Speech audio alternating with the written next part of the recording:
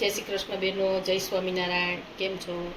આજે આપણે ઉનાળામાં બધી લેડીઝોને સતાવતું હોય કે કંઈ શાક ન હોય, કંઈ શાક ન હોય, તો કંઈ ન હોય તો તમે પાકા કેળાનું શાક બનાવી શકો છો. એના માટે આપણે લઈશું 2 નંગ પાકા કેળા છે, રાઈ છે, હિંગ છે, લીલા મરચાંની રીંગ કરેલી છે, લીમડાના પાન છે, આદું છે, ધાણા જીરું પાવડર, મરચું, હળદર, 1 ચમચી ચણાનો લોટ લીધો છે, સ્વાદ અનુસાર મીઠું છે, 1 ચમચી સિંગદાણાનો ભૂકો છે, લીંબુનો રસ છે, ધાણા છે અને તેલ છે. તો આપણે 2 ચમચી તેલ લઈશું. તેલ આપણું ગરમ થઈ ગયું છે. એમાં આપણે અડધી ચમચી રાઈ લઈશું, 1 ચપટી હિંગ છે,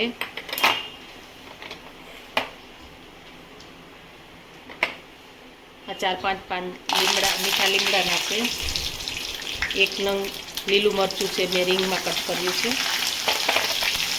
અડધી ચમચી આદું છે,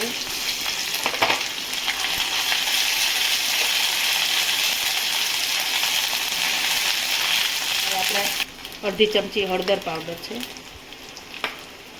1 ચમચી ધાણા જીરું પાવડર, 1 થી 1.5 ચમચી મરચું છે લાલ,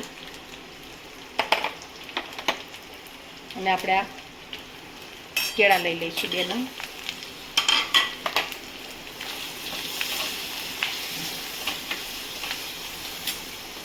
એક ચમચી સિંગદાણાનો ભૂકો છે અને 1 ચમચી ચણાનો લોટ છે, સ્વાદ અનુસાર મીઠું છે અને અડધી ચમચી લીંબુનો રસ, અને આ થોડા ધાણા નાખી દઈશું.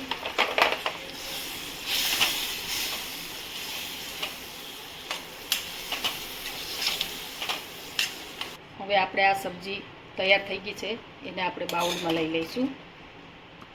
તમે રોટલી, ભાખરી, પરોઠા કોઈ પણ સાથે ખાઈ શકો. આપણી આ પાકા કેળાની સબ્જી તૈયાર થઈ ગઈ છે. એને આપણે લીલા ધાણાથી ગાર્નિશ કરીશું.